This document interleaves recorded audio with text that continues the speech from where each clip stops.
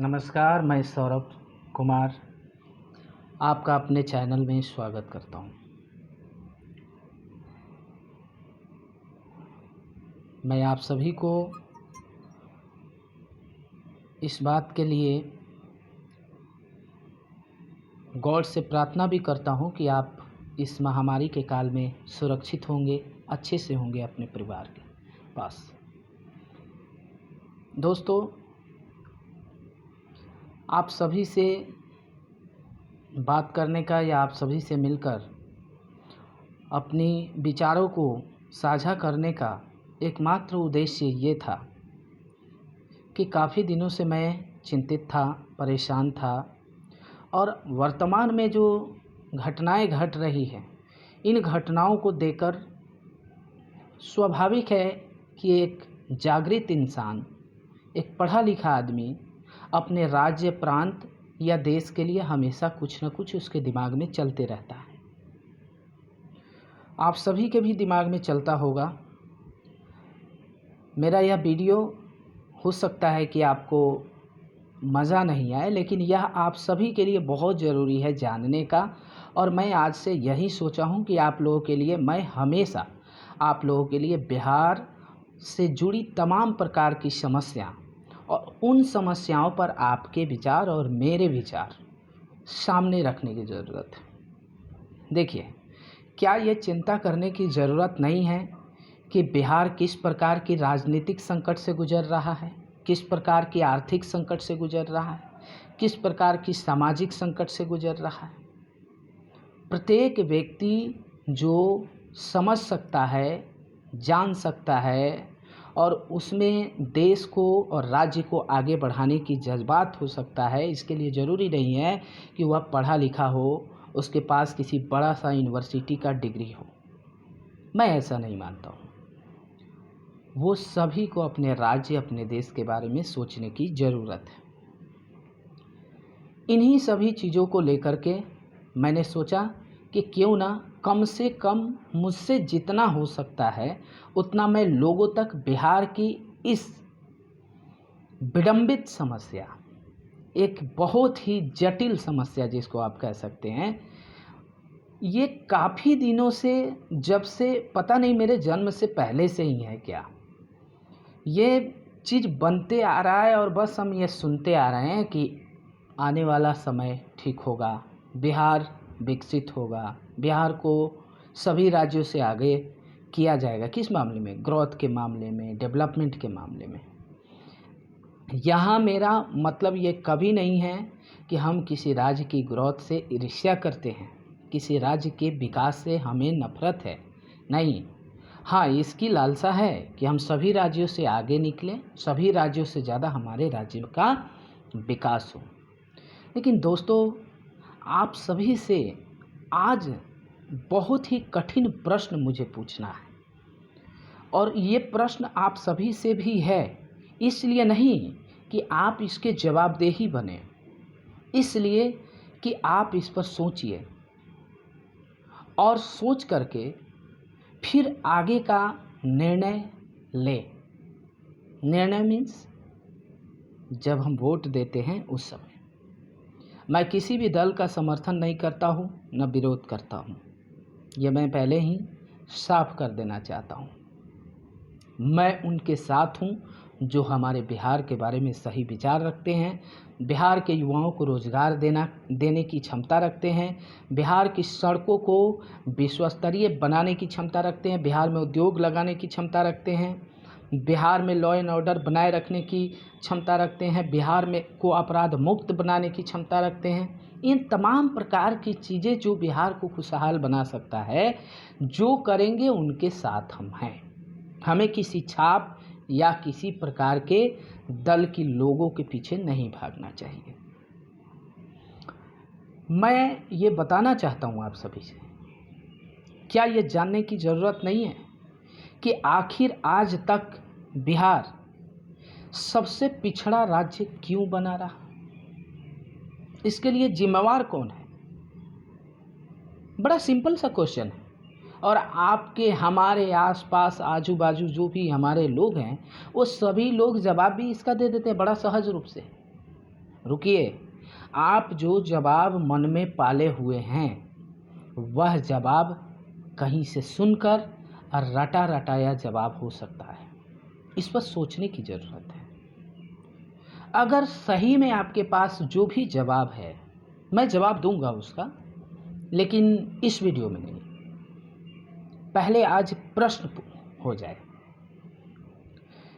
क्या ये आप जो जवाब सोचे हैं आपके पास हो सकता है इस प्रश्न का जवाब हो कि बिहार आज तक पिछड़ा क्यों रहा, कौन बना के रखा? अगला प्रश्न है, क्या बिहार कभी विकसित हो सकता है? क्या बिहार से युवाओं का पलायन रुक सकता है? क्या बिहार में भी उद्योग धंधे लग सकते हैं, मल्टीनेशनल कंपनियां आ सकती है? अब बात आता है, क्या बिहार में गरीबी समाप्त हो सकता है? क्या बिहार की बाढ़ समस्या समाप्त हो सकता है?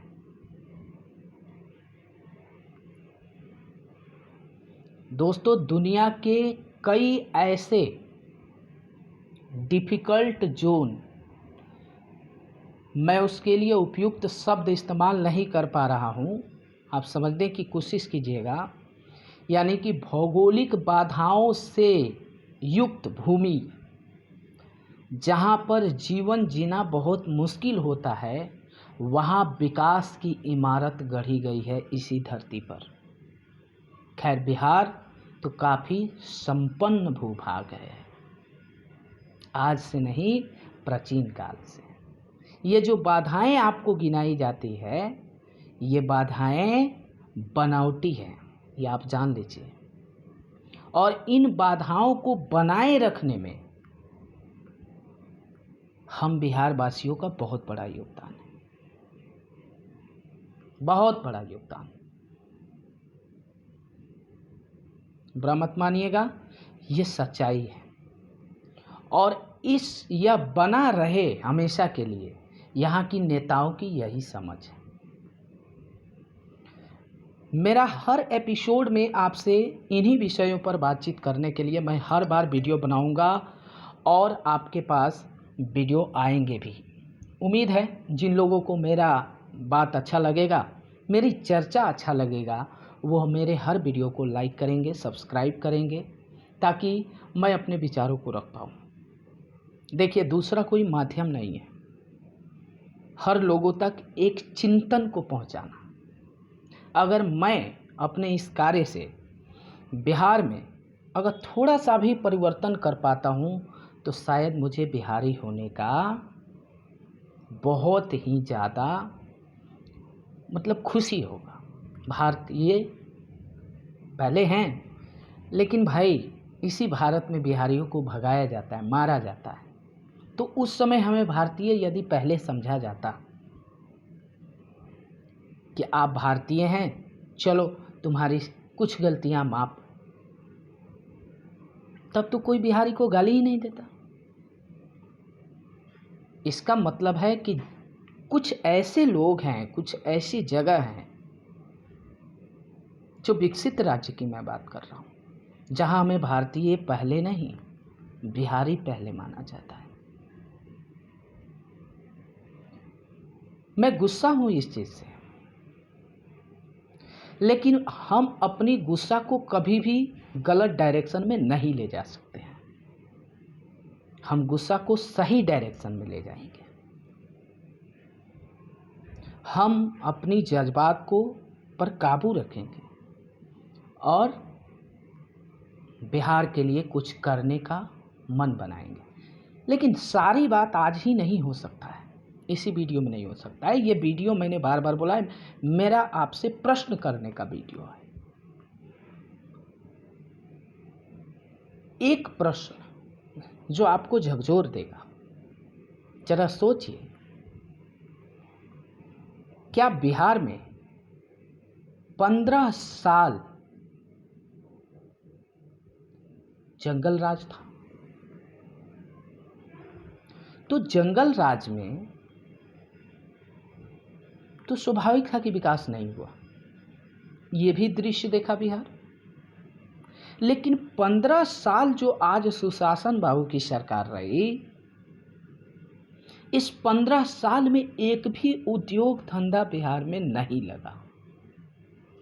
15 साल में, एक साल में अगर एक उद्योग अगर बिहार की बजट से भी कटौती करके बिहार सरकार सरकारी उद्यम को भी लगाती, मानते हैं बिहार सरकार के पास या बिहार में कोई निजी उद्योगपति आकर निवेश करने की साहस नहीं जुटा पा रहा है, जबकि आप उसकी संपूर्ण रक्षा की गारंटी देना चाहते हैं, फिर भी नहीं आता है, तो बिहारियों की आकांक्षाओं को पूरा करने और बिहारी अस्मिता को बनाए रखने के लिए क्या बिहार की इनकम ऐसी नहीं है कि साल में कम से कम एक उद्योग लगाए? 15 साल में अगर 15 इंडस्ट्री अगर लगा होता, अगर एक इंडस्ट्री में 1000 लोगों को रोजगार मिला होता, तो भाइयों निजी क्षेत्र में 15 उद्योग आज बिहार में चल रहे होते और 15,000 लोग डायरेक्ट उस उद्योग से लाभ कमा रहे होते।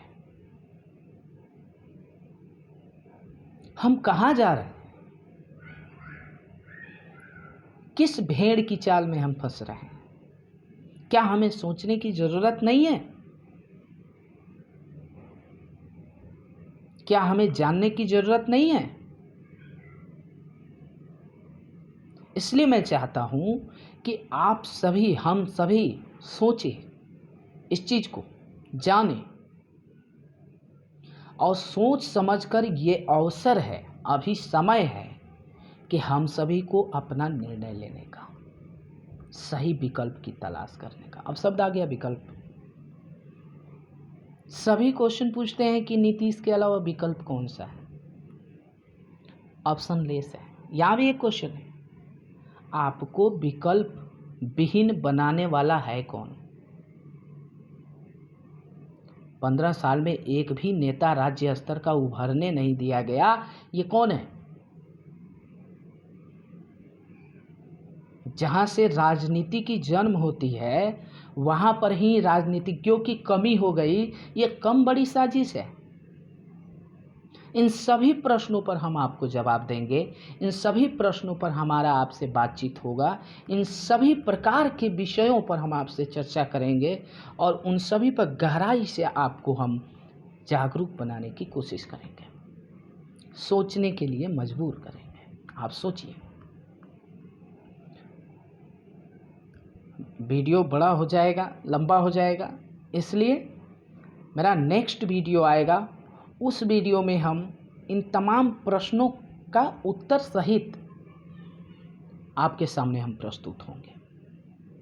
मेरा मर्जी चले तो हम तो पूरी की पूरी इन्फॉर्मेशन एक ही वीडियो में दे दें, आपको पूरी बातें आपसे कहते हैं, लेकिन ये मुश्किल हो जाता है आपके लिए। मेरे लिए थोड़ा मुश्किल है, आपके लिए ज़्यादा, क्योंकि उतना लंबा वीडियो समय का अभाव होगा आपके पास देखने के लिए। लेकिन मेरा जो वीडियो बनाने का उद्देश्य है, इस चीज़ को समझने की ज़रूरत है।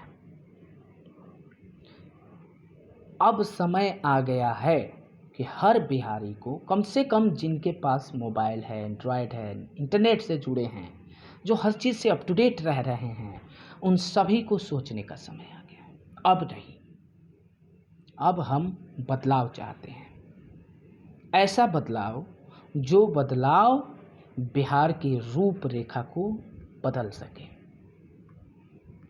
और वो कैसा बदलाव होगा? बिहार में उद्योग लगना चाहिए, बिहार में युवाओं को रोजगार मिलना चाहिए, बिहार में शिक्षा का स्तर उच्चतम होना चाहिए। शिक्षा की बात करते हैं तब तो बहुत सारी बातें, एक एक टॉपिक पर मैं आपसे बात करूंगा। आने वाले एपिसोड में मैं आपसे एक एक विषय उठाऊंगा, राजनीति का एक एक विषय, उद्योग, बिहार और उद्योग का क्या संबंध रहा, किस प्रकार से यहाँ के उद्योग को नष्ट कर दिया गया, कितनी बड़ी साजिश चली यहाँ, कि कौन जिम्मेवार है उसके लिए।